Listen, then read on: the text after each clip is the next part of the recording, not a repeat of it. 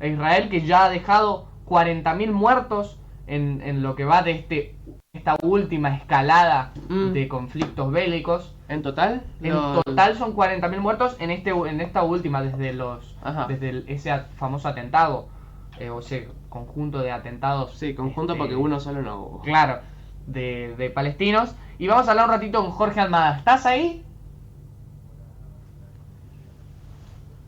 Qué bueno, disculpa los problemitas técnicos que tuvimos, pero bueno, es lo que hay, ¿no? ¿Cómo estamos en esta tarde?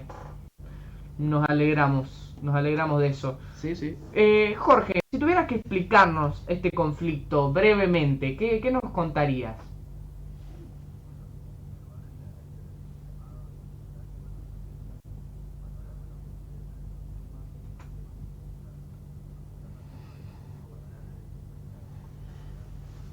Un invitado, pero bueno, vamos a hablar de este conflicto, ¿no? Tan importante entre Palestina e Israel, que ya ha dejado 40.000 muertos en lo que va en esta última escalada de conflictos bélicos. ¿En total? En total son 40.000 muertos en esta última, desde ese famoso atentado.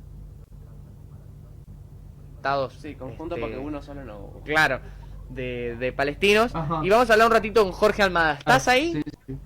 Hola, buenas tardes Martín, sí, acá estoy, lo escucho bien, ¿cómo están? Qué bueno, disculpa los problemitas técnicos que tuvimos, pero bueno, es lo que hay, ¿no? ¿Cómo No hay estamos problema. en esta Muy tarde? bien, muy bien. Nos alegramos de eso. Sí, sí.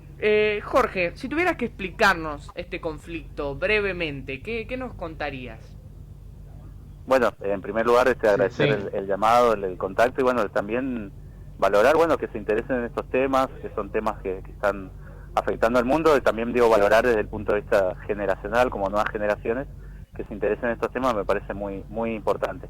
Bueno, podemos hablar del conflicto, como vos decías, palestino, de la causa palestina en realidad, como un conflicto que no comienza, digamos, ayer ni el año pasado, tiene más de 70 años de existencia.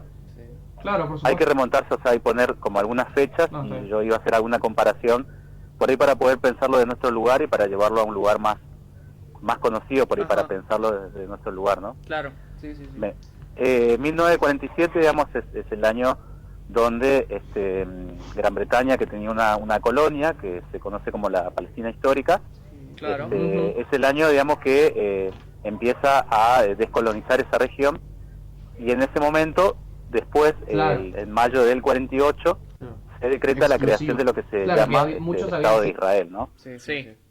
Pero lo que hay que recordar es que la Palestina histórica estaba ocupada por población, alguna población nativa de origen árabe, de distintas religiones, musulmanes, cristianos, personas de ninguna religión. Claro, de hecho, yo tengo conocidos y amigos que son palestinos, pero por ejemplo no son de ninguna religión, ¿no? Claro, sí. Son palestinos, digamos, ¿no? Como hay argentinos que somos, que algunos son evangelistas, católicos, etcétera. Claro, por supuesto. De la misma manera, ¿no? Perdón. No, entonces, en la Palestina histórica, decía, había una población nativa. Allí el mayo, el 14 de mayo del 48, se decreta la creación del Estado de Israel, y ahí se comienza a crear un Estado nuevo. Fíjese que uno de los estados más nuevos y con menos historia en el mundo es lo que se llama el Estado de Israel, que empieza a construir un Estado donde empiezan a definir la creación de un Estado judío para los judíos, digamos, ¿no? Para la población étnica y religiosamente judía. Claro, que muchos habían sido desplazados de Europa en la Segunda Guerra Mundial, ¿no es cierto? Sí, que habían habitado muchas regiones del mundo. Hubo un proceso de persecución, que es cierto, que sobre todo se agudiza en el siglo XIX, porque las poblaciones judías habían podido instalarse en distintos lugares de Europa, muchas veces sin persecución, o a veces con un cambio forzoso, muchas veces de religión, pero habían podido instalarse en distintos lugares, como por ejemplo la península ibérica, digamos, la antigua España, se instalaron allí, en lugares de Francia, de Bélgica. O sea, están instalados en distintos lugares del mundo, ¿no? Pero se plantea en 1948 la creación de este Estado, y plantear que el pueblo judío, que era un pueblo sin Estado, necesitaba tener un Estado, era un pueblo sin tierra para un es decir, tener una tierra para un pueblo que no tenía tierra, una Claro, suerte de planteo así. Pero hay que entender que este Estado es creado por un movimiento nacionalista, imperialista, que bueno, fue dirigido en primer momento por Teodoro Herz, que fue uno de sus teóricos y sus principales líderes, que es el movimiento sionista internacional, que crea este Estado. Y lo que pasa es que con la creación de este Estado en 1948 se empieza a expandir territorialmente sobre territorios que están ocupados por la población palestina nativa. Claro. ¿Sí? ¿Se entiende? O sea, había población, no es que era una tierra vacía, o sea, había población que estaba allí. Entonces comienza una expansión y la cuestión acá importante es que luego de 1948, también en las resoluciones de la ONU, se llama a la creación, digamos, de esa región antiguamente colonial, de la creación de dos estados. Un estado, digamos, que iba a ser el estado de Israel, Ajá. y otro estado de tipo autónomo para la población palestina, ¿no es cierto? Sí. Un estado palestino y un estado israelí, ¿no? En particular. Exacto. Bueno, nunca se logró el Estado palestino únicamente, ¿no? Si no estoy mal, que nunca llegó a nada. Nunca se llegó a consolidar, exactamente. Se consolidó un Estado nacional que tiene un parlamento, que tiene un primer ministro, un presidente, etcétera, pero el Estado palestino nunca llegó a consolidarse con todas sus instituciones y con toda su fuerza, ¿no? Sí. Entonces, ¿qué planteó esto? Una expansión territorial de un Estado sobre tierras y territorios, ¿no es cierto? Y pueblos de otros, digamos, de otros pueblos, y esa es una realidad que se ha dado en todos estos 70 años, ¿no? Claro. Y para hacerles una comparación, para los que nos escuchan, para el público, esta expansión se dio sobre un eje militar, o sea, se fue desplazando con mucha violencia, ¿no? Por supuesto. En todos estos años, y el territorio que finalmente, en el que pueden habitar los palestinos, cada vez terminó siendo más restringido. Tanto es así que hoy lo que todavía, digamos, persiste como el territorio que los palestinos pueden ocupar, es como para darles una comparación, comparar desde el acceso sur, ¿vieron los que conocen el acceso sur de la costanera? Sí. Es decir, hay una franja que se extendería desde el acceso sur que inicia en Garupá hasta el fin de la costanera, más o menos una franja, unos 20 kilómetros. Eso es lo que se llama hoy en día la Franja de Gaza. Wow. En la que ustedes, imagínense, ahí viven y apenas subsisten 1 millón de personas en esa franja de territorio. ¿No era la Franja de Gaza uno de los lugares más peligrosos del mundo? Y más poblados, digamos, ¿cierto? Claro, más poblados, digamos, con más contaminación. Ustedes imagínense, casi la población, porque Misiones tiene 1.200.000 habitantes, ¿no? Sí, o sea, toda la población de Misiones, o un aproximado dentro de 20 kilómetros. Dentro de esa franjita ahí, imagínense el acceso ¿no? ¡Qué locura! Yo hago esa comparación para realmente caer en la cuenta de cuál es la situación, ¿no es cierto? No, por supuesto, sí. Aparte del significado de un pueblo que tiene una historia milenaria y que son muchos, digamos, 1.200.000 no es una pequeña porción de población, es muchas personas realmente. Sí, después, bueno, muchos que yo tengo amigos palestinos aquí en Argentina, en Chile. De hecho, estamos por hacer una nota también a un referente palestino, a Rafael Araya, ahora dentro de una semana. Bueno, muchos después por esta situación de guerra, porque eran, digamos, desplazados, sus casas destruidas, sus regadíos, por ejemplo, los pozos de agua envenenados. Claro. Bueno, tuvieron que irse, hoy están en otros lugares, están en lugares próximos muchas veces, que son el Líbano, Siria, Irak, ¿sí? Están refugiados en esos lugares. Y bueno, después en todo el mundo, en Europa, en Sudamérica también. Sí. De hecho, en Chile hay una comunidad palestina bastante grande. Mira. Y acá en Foz de Iguazú también hay un número de palestinos bastante importante, acá en Brasil. Bueno, quédense con esa imagen, ¿no? 1 millón de personas viviendo apiñadas en una franja que no tiene electricidad, en la que nada entra ni nada sale, porque es una franja súper protegida. Es una franja que está contra el mar, y todo lo que entra y sale de la franja es controlado por el Estado de Israel. Claro. Los gazatíes, que son los que viven en Gaza, digamos, solamente se pueden mover con un permiso otorgado por el Estado de Israel, no pueden salir de allí.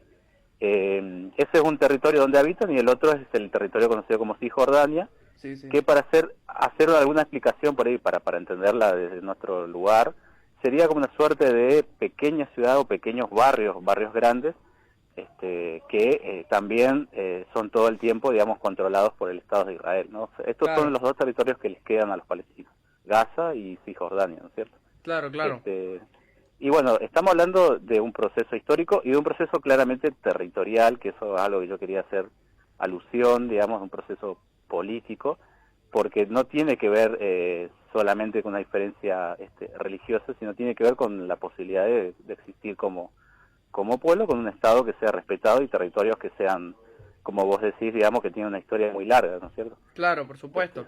Sí, bueno, recalcar que es un conflicto que viene hace, como vos mencionaste, hace un montón de años y que bueno, yo creo que todos queremos que se solucione. Nunca se podría estar a favor de la muerte de personas.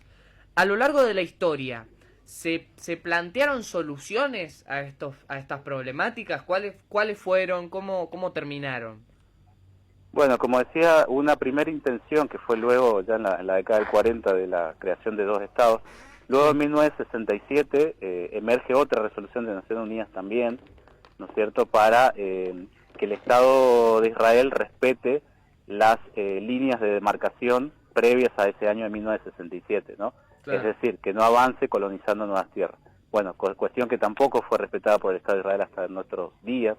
De hecho, cada vez más los llamados colonos, cuando ustedes leen o por ahí si lo googlean y aparece la palabra colono o colono israelí, son estas personas que van y se instalan en lugares que no están en la demarcación histórica, ¿no es cierto? Claro. O sea, van tomando territorio, ¿no? Sí, sí. La propuesta ha sido siempre la propuesta de del reconocimiento del Estado. Hubo otro avance por ahí un poquito más reciente, que fue allá por el año 2003, 2004, Sí, donde Naciones Unidas reconoce un lugar para la representación palestina dentro de la Asamblea. Pero bueno, la resolución tiene que ver con lo que planteó en su momento el líder histórico Yasser Arafat y muchos otros líderes palestinos, que es la consolidación de un Estado propio con sus instituciones. Claro. Y que bueno, que pueda ser respetado, un Estado que tenga todas las atribuciones, que tenga su Ministerio de Salud consolidado, su Ministerio de Defensa, y el respeto, bueno, contra una política de un Estado que también, digo, para entender por qué el conflicto se mantiene, se ha consolidado un Estado de Israel que es un Estado, digamos, que tiene una definición racista para definir a sus ciudadanos. Claro. O sea, no hay ningún Estado del mundo que, por ejemplo, para ser argentino uno tendría que nacionalizarse. Sí, Ahora, sí. para ser parte o ciudadano israelí hay una cuestión de origen étnico y además una variable religiosa que se toma como condición. Entonces, Sí. si eso se Mira. toma como condición, estamos hablando de una condición racista, digamos. Claro, ¿no? sí, sí. Entiendo. Digo, para poder entender de qué tipo de Estado estamos hablando. Y un Estado que ahora en estos momentos, históricamente, cada tanto ataca militarmente a todos sus países vecinos.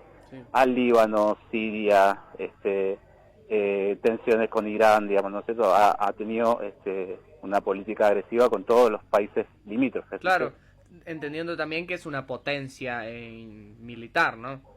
Y para compararte, mira, los palestinos, digo, de su posibilidad de resistencia, que hay que poner claridad sobre esos conceptos, que es resistir a su ocupación, Sí, sí. que lo hacen de las maneras más creativas y bueno, dentro de las posibilidades que tienen, Claro, contra un Estado que tiene armamento nuclear. claro, ¿sí? sí. El Estado de Israel es un Estado nuclear, además, tiene ojivas nucleares, hace mucho, y bueno, ahí hay una disparidad, como se imaginarán, enorme en un Claro. conflicto, digamos, territorial. Bueno, aún así el pueblo palestino, con lo que puede, sigue reclamando su territorio y su Estado propio, ¿no? Ujú. Claro, hubo un momento en el que no me acuerdo cómo se llamaba como esta lucha, este encuentro en el que estaban los palestinos a piedrazos contra tanques. ¿Vos Sí. sabés cómo se llamaba eso? Intifada. Ahí está. Intifada, Sí, que quiere decir en árabe rebelión de las piedras. sí, sí, sí. ¿Hubo en algún momento como un intento de paz entre los dos, entre Palestina e Israel? Sí, Sí, lo que vos mencionás, las intifadas fueron un proceso de rebelión popular, hubo varias grandes intifadas, 3 en la historia, pero sí, después también hubo conversaciones de paz que las llevó justamente adelante este líder que les decía, que fue Yasser Arafat, Sí. que es como para hacer una comparación. Arafat fue una suerte como para más o menos lo que fue Perón para Argentina.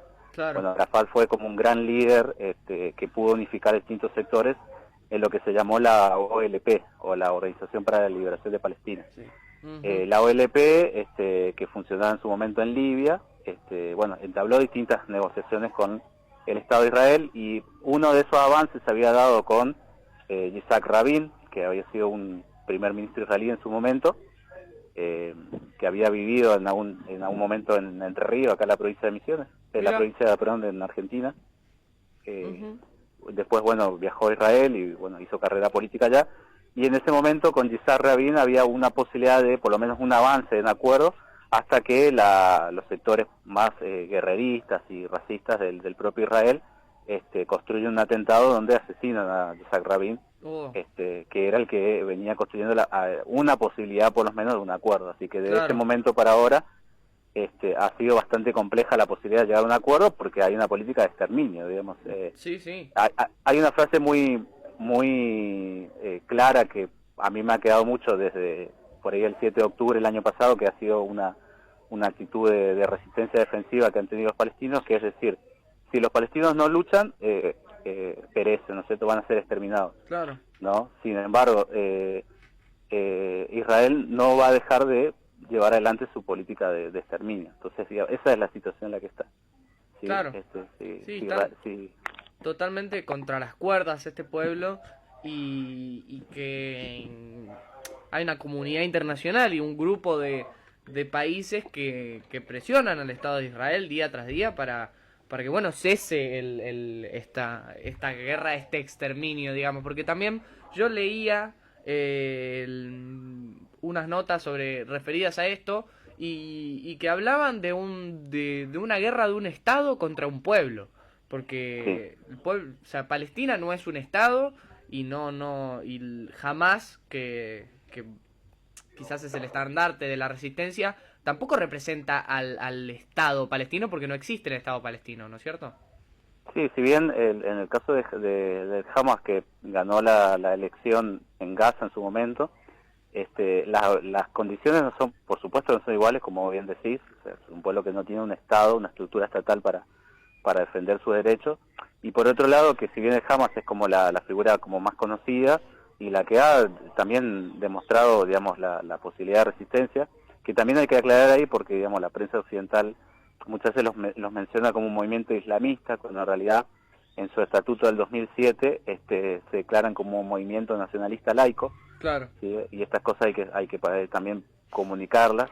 Entonces se trata de un movimiento, digamos, que no es islámico ni religioso, sino que es nacionalista sin religión, digamos. Claro. ¿No? Más allá que puedan ser musulmanes por ahí sus militantes, es un movimiento de tipo nacionalista. Una gran Pero además del diferencia con Hamas, Israel, ¿no? Sí. Una gran diferencia con Israel, que quizás es más... Exacto. Y después, además de Hamas, tenés otras agrupaciones que son, por ejemplo, el Frente Popular para la Liberación de Palestina, el FPLP, el Frente Democrático para la Liberación de Palestina, la Yihad Islámica, etcétera, que son distintas organizaciones que lo que hacen es practicar una resistencia político-militar a la ocupación, ¿no es cierto? Claro. Entonces, pero en inferioridad, por supuesto, de condiciones. Sí, sí. Un ejército con bombas nucleares contra una resistencia tirando piedras Sí. detrás de un contenedor, Claro. ¿no? Esa es la figura. Sí, sí. Y por último, para ya ir cerrando, ¿cómo ves vos, desde, bueno, tu conocimiento histórico y el estudio bueno, las situaciones actuales, cómo crees vos que se desenvolverá este conflicto? ¿Cómo crees que terminará esto, digamos? Bueno, con distintos compañeros y también con la agencia de noticias PIA con la que trabajamos, haciendo un análisis de lo que pasó después del 7 de octubre del año 2023, esa acción defensiva que toma el pueblo palestino con sus organizaciones, que tiene un costo humano altísimo, por supuesto, sabemos que finalmente, en términos políticos más que nada, va a significar una victoria en el sentido de que mucho tiempo, y de hecho esta nota es parte de eso, o sea, no se estaba hablando de la causa palestina, ¿no? Claro. Si bien por ahí había sectores por ahí con compromiso histórico, militante, que por ahí siempre, pero en el público en general no se está hablando de Palestina. Entonces lo que han logrado los palestinos es que se hable de ellos, digamos, ¿cierto? Y se hable de su causa, Mirá. en primer lugar. Y Claro. en segundo lugar, que el Estado de Israel, más allá de la propaganda, más allá de las manipulaciones, las mentiras, la política, digamos, sionista del Estado de Israel está cada vez más en una situación de aislamiento internacional y de condena internacional,